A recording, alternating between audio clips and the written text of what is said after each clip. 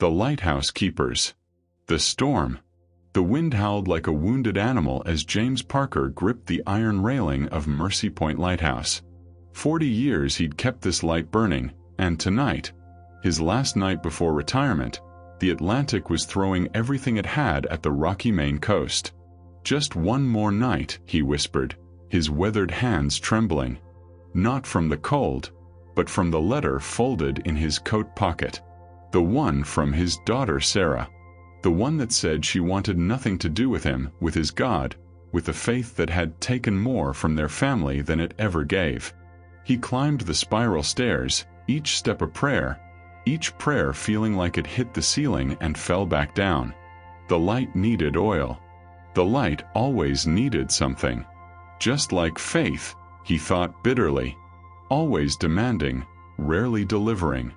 But when he reached the lamp room and looked out at the churning black water, he saw it, a distress flare barely visible through the sheets of rain. A boat. Someone was out there, dying in the darkness. And James Parker had a choice to make. The rescue. His body screamed no. At 68, with a bad hip and worse knees, launching the rescue boat was suicide. The Coast Guard was 2 hours away in this weather.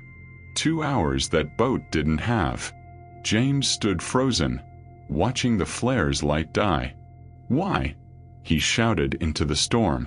"Why do you keep asking me to give when you've already taken everything?"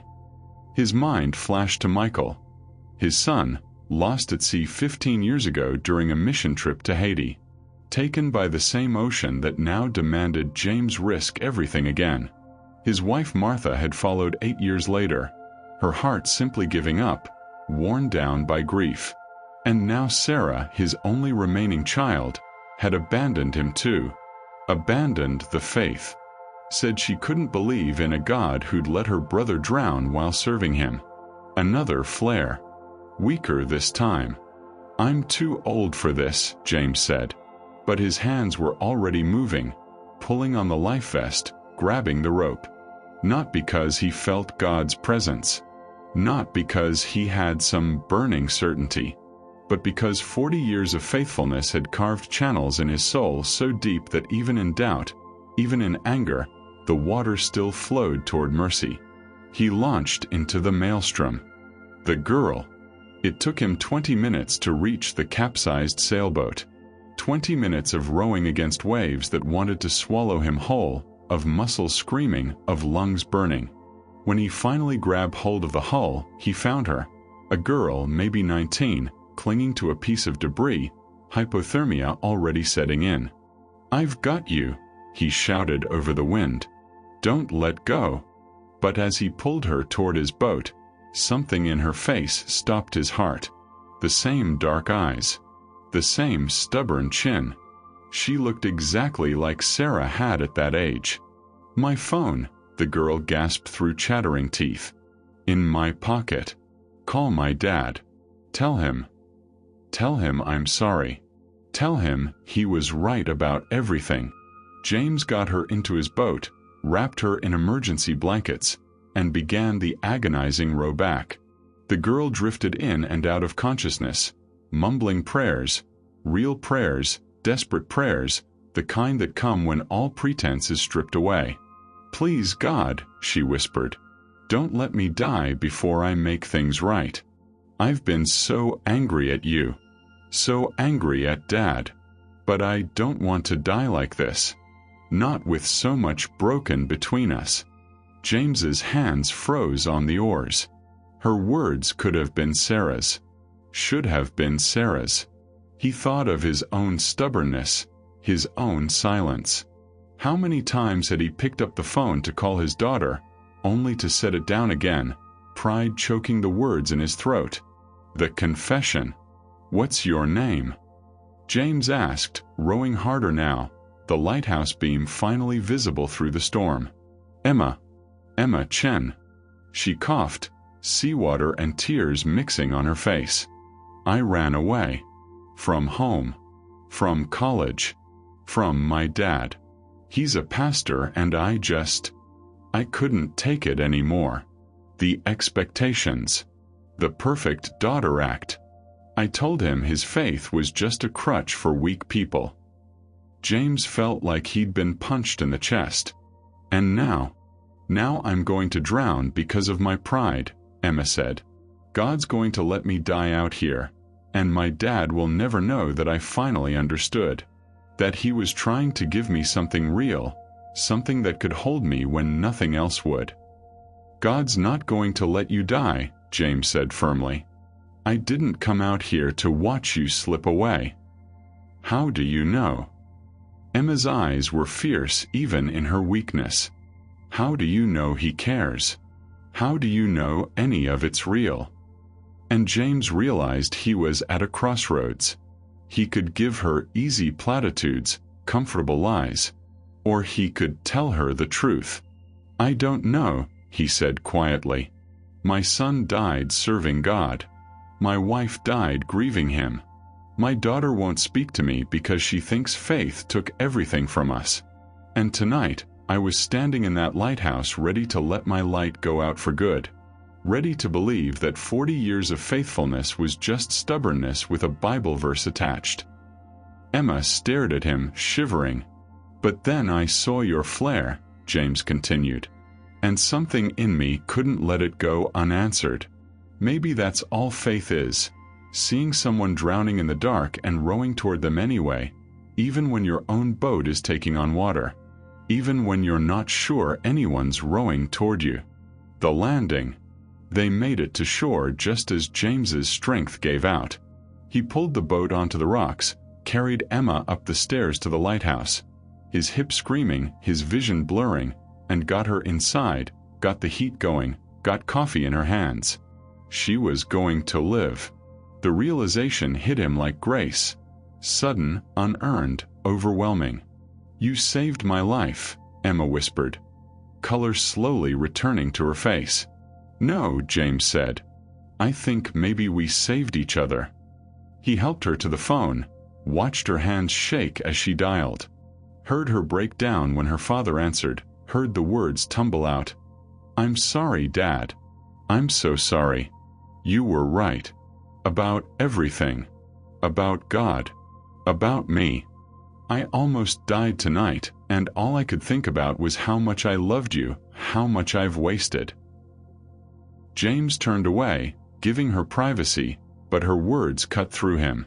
He thought of his own phone, of Sarah's number programmed into it, of all the calls he hadn't made. When Emma finished, her face was radiant despite the exhaustion. He's driving up tonight. 7 hours in this storm. He said he'd drive through hell to get to me. She laughed and cried at the same time. I called him every name in the book last year. Told him I hated him. And he's driving through a nor'easter because I finally called. James felt something crack in his chest. Not breaking, but breaking open. The call. You should call her, Emma said quietly. Your daughter. You should call her right now. You don't understand, James said. It's been 3 years since we spoke. She made her feelings clear. Some things are too broken to fix. So were things between me and my dad, Emma said. Right up until I was drowning. Don't wait for her to drown, Mr. Parker. Don't let pride kill what love hasn't. James looked at the phone like it was a live grenade. What would I even say? The truth, Emma said. Tell her you're scared. Tell her you're sorry. Tell her you've been wrong. Tell her you love her more than you love being right. His hands found the phone. His fingers knew the number. And for the first time in 3 years, he let it ring. Once. Twice. 3 times. Hello. Sarah's voice. Thick with sleep and suspicion. It was 2 a.m. Sarah, it's Dad. Silence. Long enough that he thought she'd hung up. What do you want? Cold. Guarded. Hurt. I want to tell you that you were right, James said, and the words were like pulling fishhooks from his heart. You were right about me. I did choose the lighthouse over you sometimes. I did use faith as a reason to avoid grief. I did fail you after Michael died. I was so busy keeping the light burning for strangers that I let the light go out at home." More silence. But she was still there. He could hear her breathing. "I saved a girl tonight," he continued. "She almost died because she ran away from her father. From God. From everything that was trying to love her. And sitting here, listening to her call her dad, all I could think about was you. About how I let you run. How I didn't chase. How my pride mattered more than my daughter. The reconciliation. Dad." Sarah's voice cracked. "I said terrible things to you." "You said true things," James said. "They just hurt because they were true. I turned faith into performance. I turned God into my excuse. And when Michael died, I didn't know how to grieve as a father. I only knew how to grieve as a lighthouse keeper. Keep the light on. Keep the ship safe. Don't let anyone see you breaking." He heard her crying now, really crying. "I miss him so much, Dad. I miss Mom. And I miss you. But I didn't know how to come back. I thought you'd just tell me to pray more, have more faith, trust God's plan. And I couldn't hear that. Not about Michael. Not about losing Mom." "I know, honey. I know." James was crying too now, 40 years of unshed tears finally breaking through. "And I'm not going to tell you that. I'm going to tell you that sometimes faith isn't having answers. Sometimes it's just rowing into the storm because someone's drowning. Sometimes it's picking up the phone even when you're terrified. Sometimes it's admitting you've been lost too." "I want to come home, Dad," Sarah whispered. "I want to come home." "It's still your home," James said. "It's always been your home. I'm retiring tomorrow, today, I guess. The lighthouse is done. But I'm not. We're not. Come home, Sarah. Let's figure out what faith looks like when it's honest. When it bleeds. When it's more than just keeping the lights on." "I'll be there tomorrow," she said. "I love you, Dad. I love you too, sweetheart. More than lighthouses. More than storms. More than my fear of being wrong." The dawn. When the sun rose over Mercy Point, the storm had passed. Emma's father arrived at 7 a.m., swept his daughter into his arms, and wept with the kind of joy that only comes after almost losing everything. James watched them, drinking coffee, feeling ancient and new at the same time. "Thank you," Pastor Chin said, gripping James's hand. "Thank you for my daughter's life." "Thank you for your daughter's courage," James replied. "She taught an old man that faith isn't about never doubting. It's about rowing toward the light even when you do."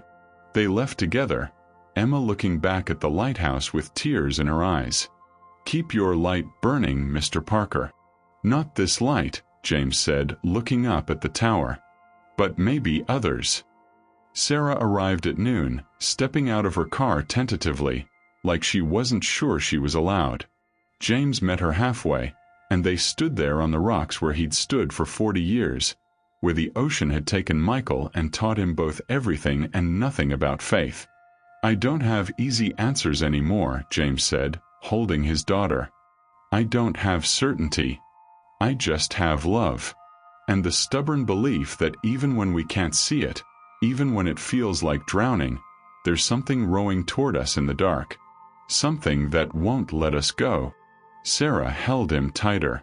"Michael would have liked that. Mom would have too. They would have liked you coming home more," James said. They walked into the lighthouse together, father and daughter, and for the first time in 15 years, James felt like the light wasn't just for other people. It was for him too. For Sarah. For everyone trying to find their way home through the storm. That night, his last night as keeper of Mercy Point, James climbed the stairs one final time. He lit the lamp, watched it sweep across the dark water, and prayed. Not the old prayers of duty and performance, but something raw and real. "Thank you," he whispered, "for the storms that break us open, for the drowning that teaches us to swim, for the darkness that shows us we've never been alone, for the long journey home." The light turned. The ocean answered. And somewhere in the deep mystery of faith, James Parker finally understood. God wasn't in the certainty.